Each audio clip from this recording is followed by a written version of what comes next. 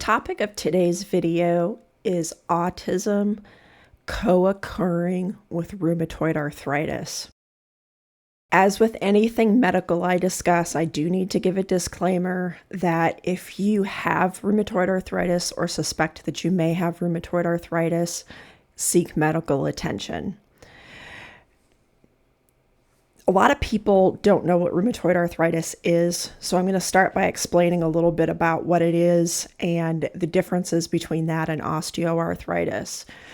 So rheumatoid arthritis is an autoimmune disease, and unlike osteoarthritis, it is a systemic disease. So osteoarthritis is sometimes referred to as wear and tear arthritis, or frankly, old people arthritis.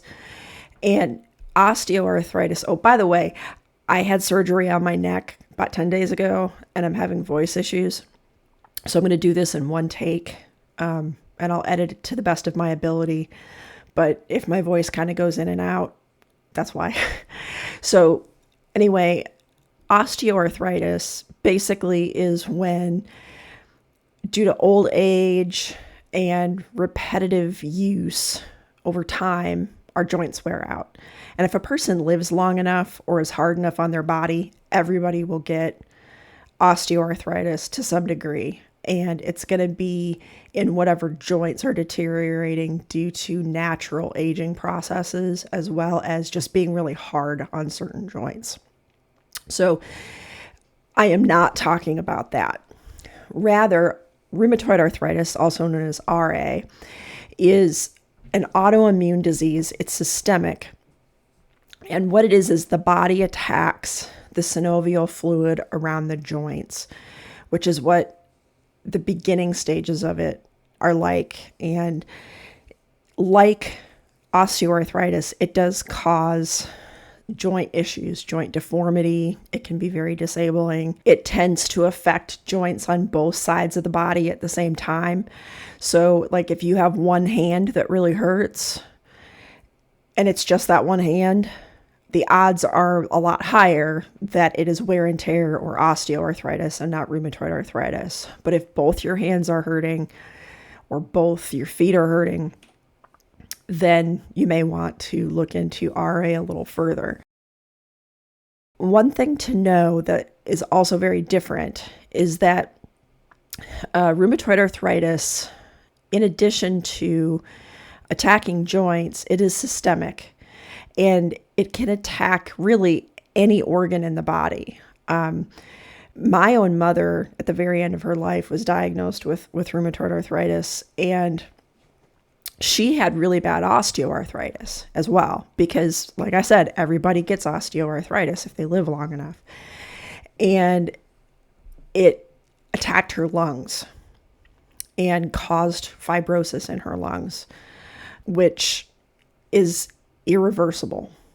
So everything I'm talking about today, I want to reiterate, if you suspect you have rheumatoid arthritis, seek medical attention. It's not something you want to play around with.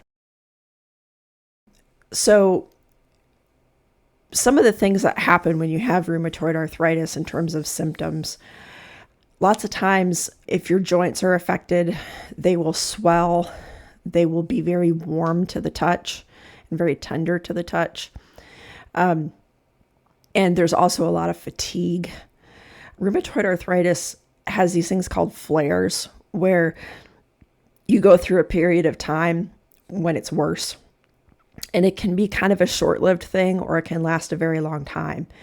And so it like I said, talk to a medical professional if you think you have RA, because it's just super important. RA also tends to attack certain joints more than others. So for example, in the hands, it tends to attack these joints and these joints. Again, your large joints in your hand and the second joints in your hand, and certain other joints. So it can cause particular types of deformities in the fingers, for example, but it's usually pretty advanced by the time it gets to that point.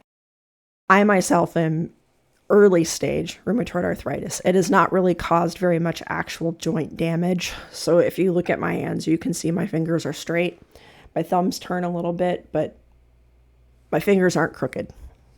The second kind of starter point I want to talk about before I get into the 10 points that this video really has as its main goal is to let you know that RA, rheumatoid arthritis, is known to be higher in the autistic population than in the general population. RA tends to be more prevalent in women. And so if you are not formally diagnosed as autistic, know that it could potentially maybe be a signal that, there's more than just your own self-knowledge here, because it does co-occur with autism at some frequency. Now, if you do research, I'm just going to give you a warning. If you go to a search engine and you type in autism and rheumatoid arthritis, the great majority of what you're going to find, unless you dig deeper than a very surface, scrolling through the top 20 hits or whatnot, you'll find studies that have found a link between people having autism whose mothers had rheumatoid arthritis when they were pregnant. I'm not going to vouch for that study. I don't know enough about it, and my focus is not about fixing autism. As I think a whole lot of autistic folks would agree, the whole purpose is to understand our autism and live our life the best we can as autistic people. We're not something to be fixed, right? So as we know, medical research dollars have gone very heavily into autism studies, more with the bent of understanding why autism happens and maybe for treatments or autism prevention.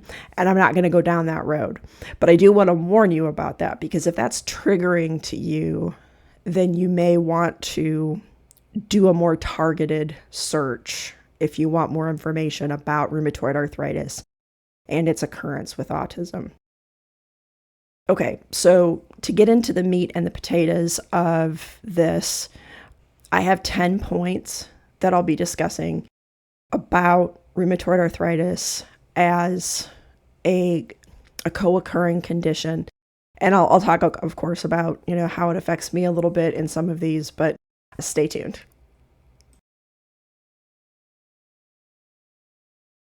The second point about how RA and autism can affect each other is regarding autistic shutdowns and meltdowns with RA flares. A very non-scientific way for me to explain what an RA flare is, because I'm assuming that the audience for this video probably maybe knows more about autism than RA, but maybe not. I'll explain what a meltdown and shutdown are too, very briefly. So an RA flare is a period of time where your body basically starts attacking itself worse. And for me anyway, it causes a whole lot of pain and it puts me in bed. I can't function. A shutdown is very similar, an autistic shutdown, but minus the joint pain. And a meltdown, I can't speak to meltdowns as much because I don't have them to the degree that I think some other individuals do. But a meltdown is basically when an autistic individual has a bodily response that is pretty much out of their control to a certain degree anyway. That because of sensory issues or other things that have kind of built up, stresses and different things, to where some people have different reactions than others in a meltdown, but in children can be mistaken for a tantrum, which they are not. A tantrum is willful, a meltdown is not, but in an adult may look different. So talking about how these things work together, I know for myself personally, and I can only talk about my own experience here, Anytime I have ever been in an RA flare, I believe I have also been in an autistic shutdown. I think they are simultaneously occurring. However, I do have shutdowns without flares. And most of the time that's what happens because my rheumatoid arthritis tends to be pretty well controlled. And even though I've gone through a lot of really stressful things in my life in the last handful of years, I've been working very hard to work through that stress for my own mental health and different things, not going back to active addiction. And if you've seen other places on my channel, I'm a sober alcoholic. But because I've made an effort to keep a lot of the stresses in my life from getting to the point of putting me into a flare, I can say that it is not an automatic thing. It takes work to get there. The other thing I'll mention about this that I think is really important is that autistic folks, lots of times, not always, but lots of times, we're not necessarily the most overly social people. And if we do have people that we do choose to spend time with in any kind of a social context, at least for myself, it tends not to be as frequent as my allistic peers. Unfortunately, if you have RA or other chronic pain from other conditions, you're probably already well acquainted with the idea that your friends and family may already know, if you've not already made them aware, that when you make plans with somebody who has chronic pain, especially something that can flare up without notice, you don't schedule an autistic flare, you don't schedule an autistic shutdown. Sometimes we end up canceling plans over these things because I know that if I'm getting over a flare, that if I try to be sociable and go out of my house and do things that I don't absolutely have to do, and I do it too soon, that it will impede me getting out of that flare. That when I'm done with that social situation, the flare will last longer than it otherwise would have. And I can honestly say that for me, shutdowns work the same way. That if I'm on the tail end of a shutdown and I force myself to do something that I am truly not ready to do, especially if there is a social or a very large communicative aspect to it where I'm communicating with other people in the real world face to face. If I come out of it too early with the expectation that I'm just going to go and do what I need to do, it will put me back into the shutdown at times, depending on how bad the shutdown was and what it exactly is that I'm trying to do.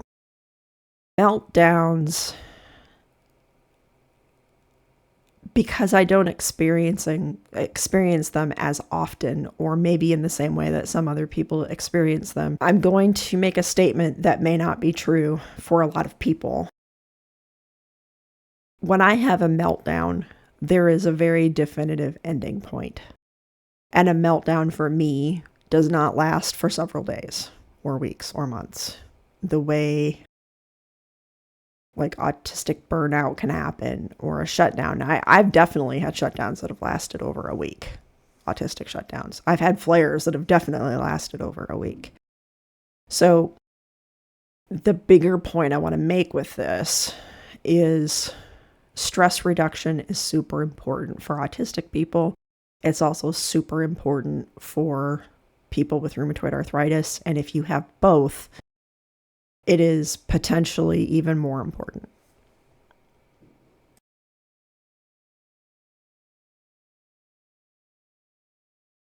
The third point is that if you are an autistic person who is diagnosed with rheumatoid arthritis and you're used to having certain supports because of your autism, or resources or reasonable accommodations, reasonable adjustments if you're on the other side of the pond. You may very well need more resources, supports, and accommodations for rheumatoid arthritis. And it could be a number of things. It could be something like needing more breaks if you do a lot of typing. It could be something like asking for more time to type. It could be, if rheumatoid arthritis has affected other organs, such as your lungs, you may need to have oxygen, supplemental oxygen. So there's any number of things that you could need. But if your supports, resources, and accommodations have been stable for a while regarding your autism, and then you receive the RA diagnosis, be mindful of the fact that there's no shame in asking for additional help, resources, supports, accommodations, tools, because the more things that happen in our lives that impact our brain, which RA can attack the brain as well. Sorry, I don't know much about that because I don't believe impacting me, but I believe it can. The more help we need with things. So don't be afraid to ask. Don't be afraid to brainstorm with people in your life about what additional supports you may need. And know that that may change over time, either because of your autism changing, other things in your life changing, like needing to change jobs, move, your housing situation, anything like that, as well as the nature of RA changing, because it is a progressive disease and the way it impacts you now may be different than the way it impacts you in a handful of years.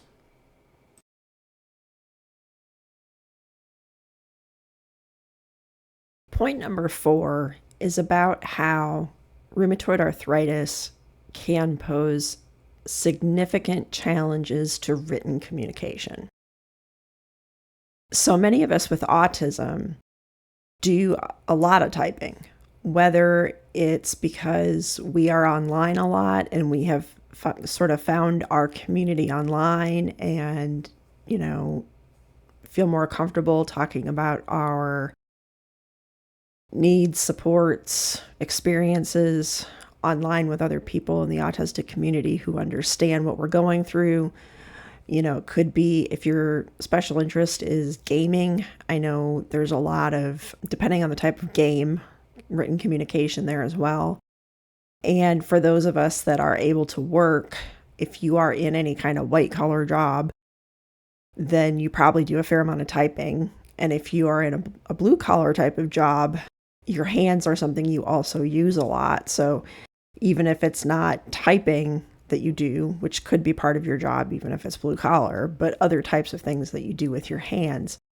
So the big point I want to drive home in this section is listen to your doctor and do whatever the doctor says you need to do, because following those instructions are going to be really important to keeping the function in your hands for as long as you can. Just going to come out and say it, this is an expensive condition to have in terms of medications. And the longer you have it and the more progressive it is, the more expensive those medications get. And depending on what your insurance situation is like, if you're in the US anyway, biologics are not cheap.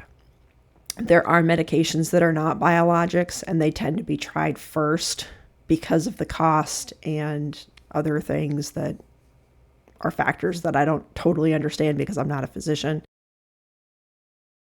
But I would not skip out on going to your rheumatologist. I would not, treat what they're saying in a laissez-faire kind of way. And if they're asking you to do exercises, do that. If, whatever it is that they're asking you to do, your physician's going to know what you need. Because if we lose the ability to type,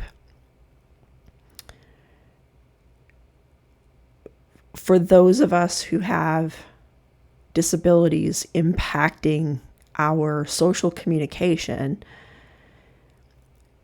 written communication is our lifeline. And we don't want to lose that any earlier than we have to. because I have known a lot of people with RA. They weren't necessarily autistic, but their hands got deformed enough that they could not type.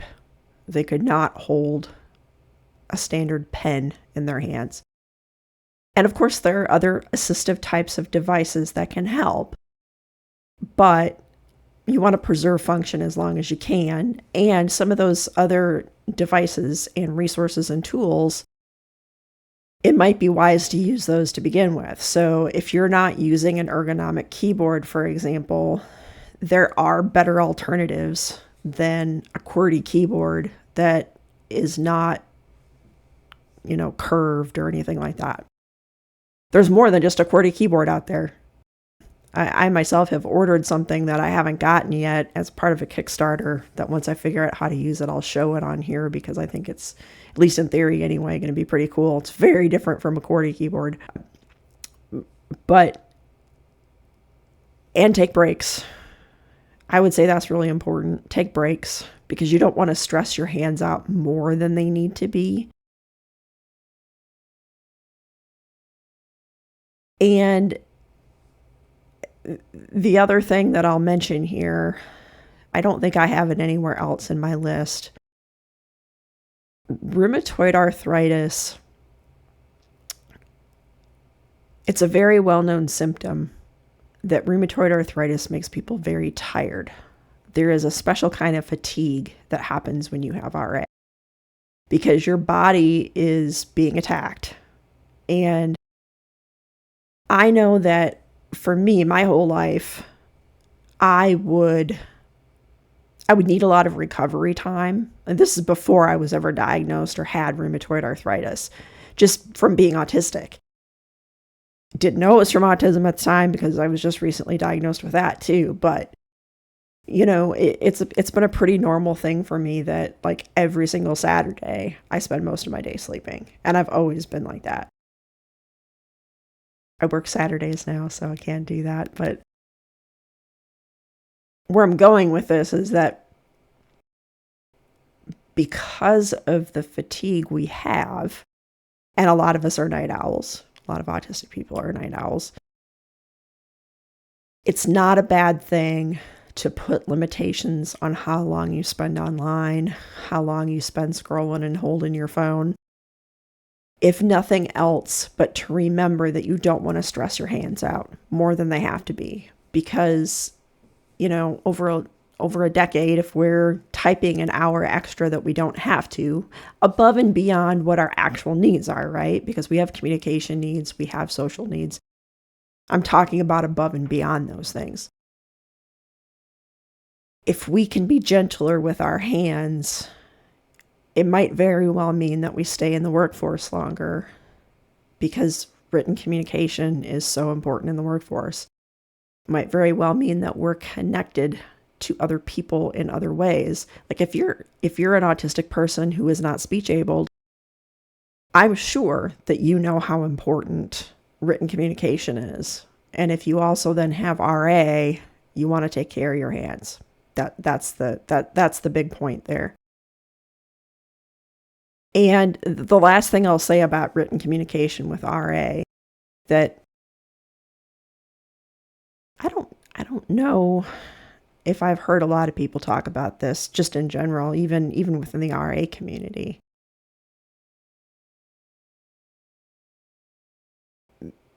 Because so much of what we do in modern life is with typing. Just like I was doing in a video before with when my voice was having problems from my surgery, I was doing some like computer narrated stuff in one of my videos, and I was learning how to use some of that technology, even though I knew my voice would get better. It may not be a bad thing to do the other way around. That if you're used to typing for all of your written communication, it wouldn't be a bad thing to learn a tool or two for speech recognition so that if you do lose the ability to use your hands, either short-term or long-term, then you have another way that you can communicate, and a tool that you're already used to using, that you've dabbled with. Because any kind of injury with your wrists or hands, all of a sudden you're sort of, put at a disadvantage. If you get carpal tunnel or anything, just normal things that have nothing to do with RA. But the more assistive technology that we're familiar with, even if we're able to do something in a different, way that's normal, I'm going to put normal in quotes here, in a normal way, knowing the technology to do it in a secondary way is super, super important, really. I also liken this a little bit. I've often wondered about those in the deaf community who get RA and have hand deformities and maybe can't move their hands in the same ways when they communicate with sign language after having joint destruction. So, there's a lot of assistive technology out there and a lot of different disabilities that happen throughout our lives from different causes, and knowing how to use more tools is, in my opinion, always going to be a net positive. Point number 5 is to set expectations with other people and in your own mind with yourself about what you realistically can and cannot do, both from a social commitment standpoint and from an activities of daily living kind of thing. And I say that all because, some days are just plain more tiring than others, whether we're talking about from autism or we're talking about from RA. And in my opinion, it's always better to undercommit and overdeliver than it is to overcommit and underdeliver. And so this is something I have not done a good job myself of doing. I tend to drive myself to the point of a shutdown and into a flare.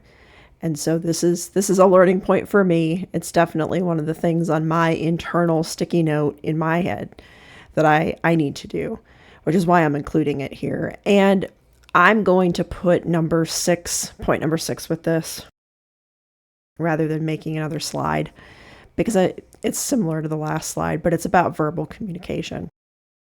Whether it's due to my autism or whether it's due to getting older or whether it's due to RA, I know for myself, it is a lot more difficult to verbally communicate with other people when I'm in pain and when I'm tired. And because RA has so much pain and fatigue, setting expectations with other people that you are not going to communicate with them for anything that's not essential on days when you're struggling with things like that is good.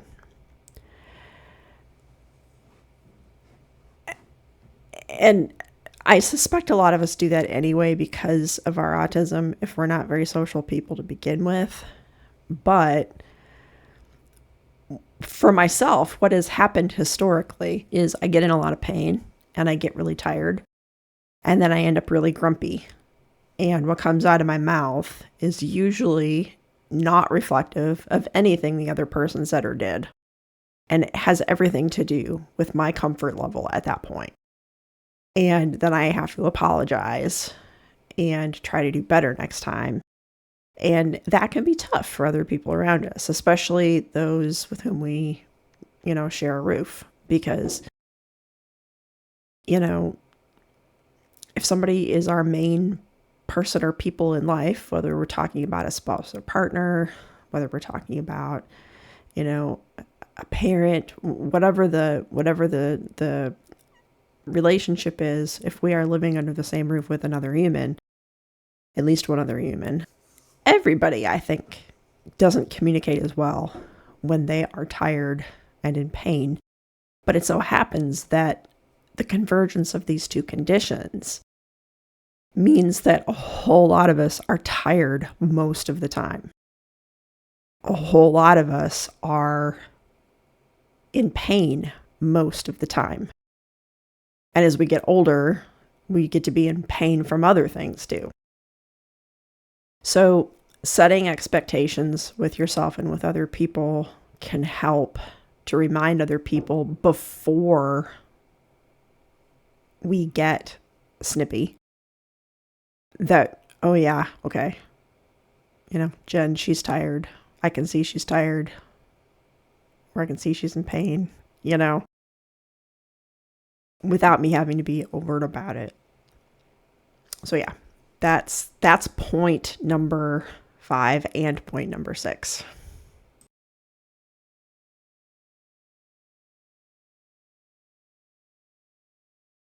Point number 7 is autistic special interests and RA's potential impact. Y'all, I hate that I have to even make this slide in this part of the presentation, but I have to. For those of us who have special interests that are physical in any kind of way, RA can have a very large impact. For myself personally, I had to completely give up a special interest that I had. Before I was diagnosed with RA, one of my special interests was kayaking, particularly lake kayaking. And I would always go alone because I don't like talking to people when I'm out in nature. And there was this great lake, a public lake that was near where I lived. And there were all kinds of great blue heron and other waterfowl. And I mean, it was wonderful. I went there as often as I could. And sometimes I would take my camera and I would usually kayak a mile or two in one direction. And then I would turn around and I'd kayak back a mile or two in the other direction. This lake was fairly long. And then I got RA. And when RA struck, immediately I lost a lot of strength in my hands that I have not ever gotten back. And my hands are even though my RA is well controlled, my hands are so unreliable in terms of endurance that for my own safety, I had to give it up. I sold my kayak, which I hated to do. I'm probably going to end up selling my bicycle as well because this part of my hand right here, that side of my knuckles tends to really hurt when my RA is giving me problems. And same thing, I used to ride my bike a lot on trails. And I mean, I had periods of time when it was fairly common for me to ride 34, 35 miles in a day on my bike in different periods of my life. Like being outside and kayaking or riding a bicycle were my things. I did them both as much as I could. And it's part of why I've gained some weight, to be frank, is because I had to give up both of those things. I also used to run marathons. That's also something I had to give up because of my joints. And that was very difficult for me to do. The main point of this slide, besides being a Debbie Downer and saying that you might have to give up your special interest, is if you cannot modify your special interest in such a way that you're still able to pursue it, don't let that affect your mental health to the point of causing something like depression or anxiety. And if those things do happen, make sure you're either seeking the support of a mental health professional or making sure at least that you're talking about it with safe people in your life, because there will be a grieving process if you lose your special interest, the ability to do your special interest. And if you find yourself in that situation at any point where you've had to give something up, know that eventually over time, it is possible to get another special interest. My sheep stamps are an example. I was not into anything sheep or goat or stamps related when I was involved in kayaking or riding a bike. But over time, without me purposefully doing it, the special interest eventually was taken over by a new one. And I suspect that for most people, give it enough time, and as long as people take care of their mental health and they don't replace the loss of a special interest with something like addiction, that something else will fill its void. Because so many of us are drawn to super interesting things. And the mind wants that void to be filled, in my opinion, by something super interesting. And even though we all have different special interests that we all find interesting for different reasons, and that another person might look at us and go, why do you find that interesting? There is a special void that our brain craves to be filled with a special interest if we're autistic. And so the point of this section is not to become discouraged if you have to lose a special interest.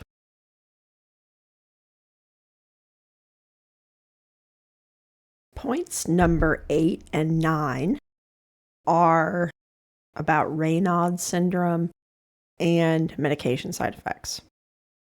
So Raynaud syndrome, if you've never heard of it, basically when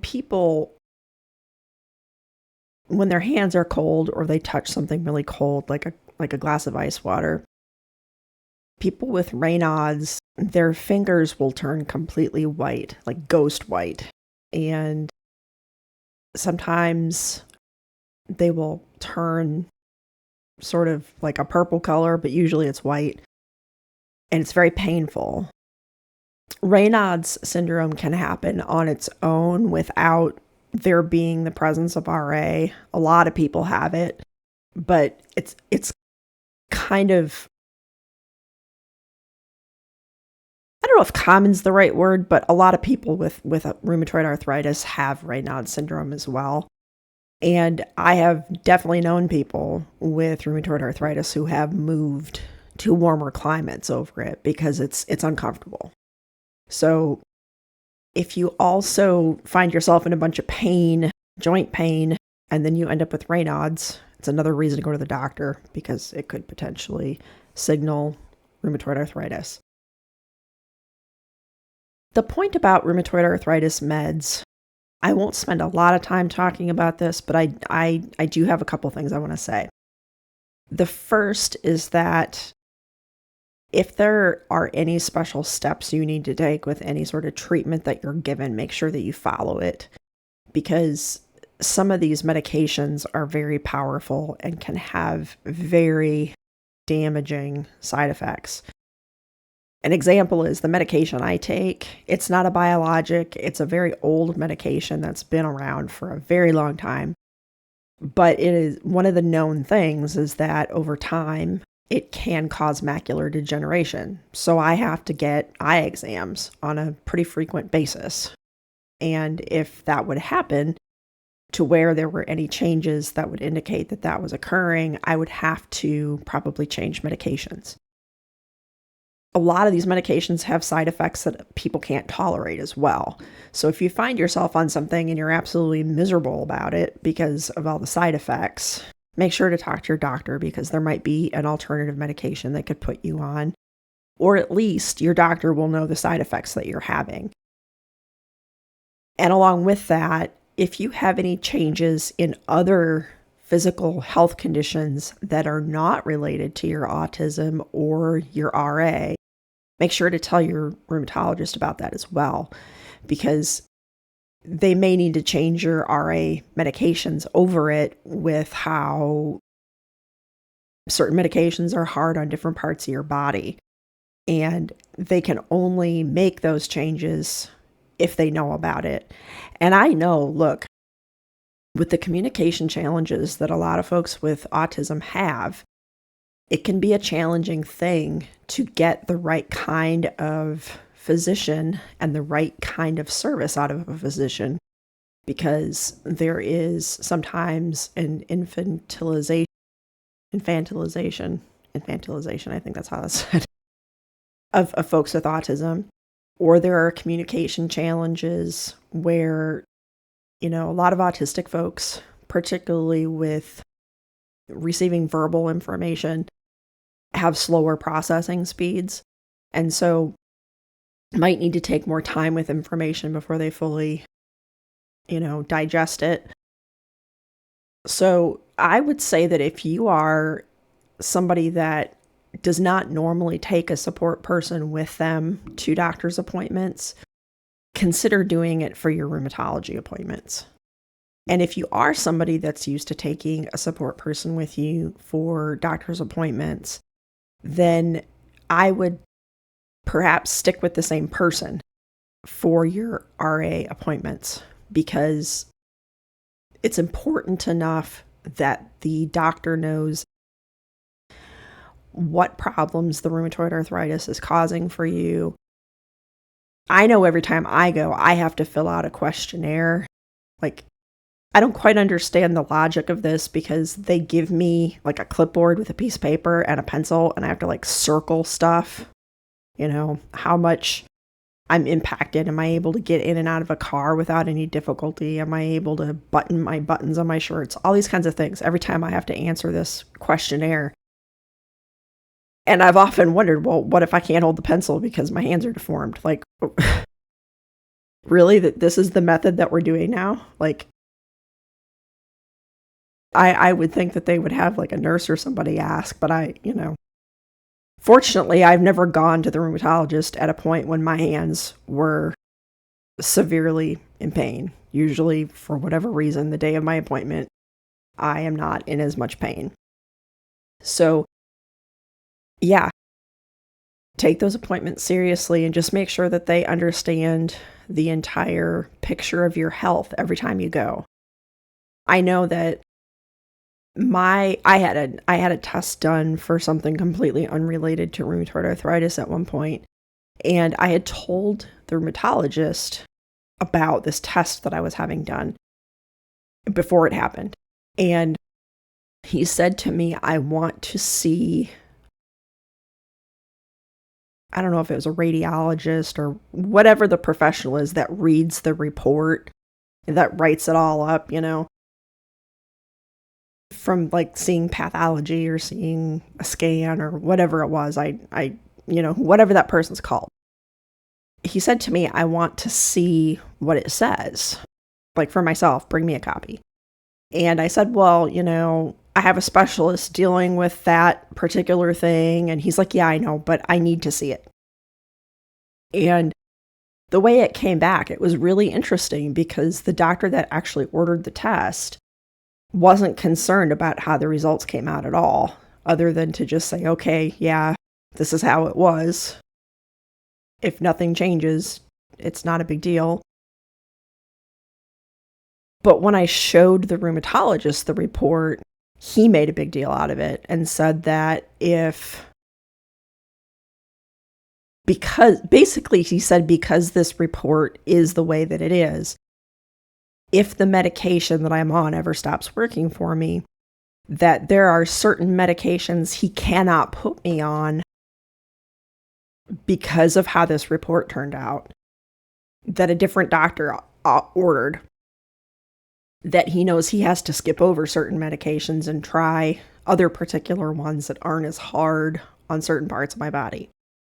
So I would have never thought those two things were connected, but the rheumatologist was insistent that they are. So that's why I bring that up. And you know what?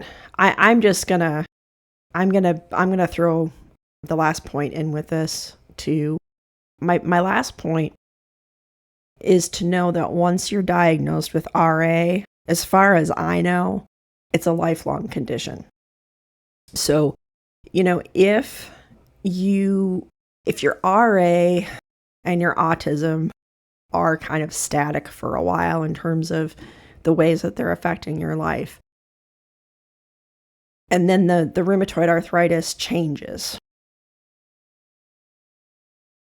I would venture to say that it's going to impact your autism as well. It's going to impact the symptoms of your autism, I guess is what I should say. So if you're more tired because your condition has gotten worse in terms of the RA, more severe, to not be as hard on yourself if you find yourself also having autistic meltdowns, shutdowns, more problems with verbal communication with other people, all those things, because they're all connected. It's all one system. And it's not something that can be cured. RA is not something that can be cured. And as we talked about before, I'm not looking to cure autism. That's not, I already have the autism. It's not, it's who I am. It's how my brain works. It's a difference. It's, that can have elements of disability with it, right? But I'm not looking to cure it. If there ever becomes a cure for RA, absolutely, I would take it. But the last point is really just to pace yourself and to monitor how the different health conditions you have, if it, because you could have other things going on too, how they are interrelated and affect each other. Because for me, everything with my body is connected. If I have one thing happen, other conditions get worse or get better. It's sort of like a domino effect. So I hope you found the video helpful. Like and subscribe if you did. And leave me a comment if there are any points about having RA and autism together that you think that other people would benefit from that I have not thought about, because of course these are just 10 things that I was thinking about. And if you have different experiences than I do, either different support needs as an autistic individual, or your rheumatoid arthritis perhaps is at a different stage than mine, or you were diagnosed in a different season of your life. Like if you were diagnosed with juvenile rheumatoid arthritis and you've been managing RA for most of your life, that's going to be a completely different experience than somebody like myself who was diagnosed with it, a handful of years ago. So leave a comment. I'm sure other people would find that beneficial as well. Thanks for watching.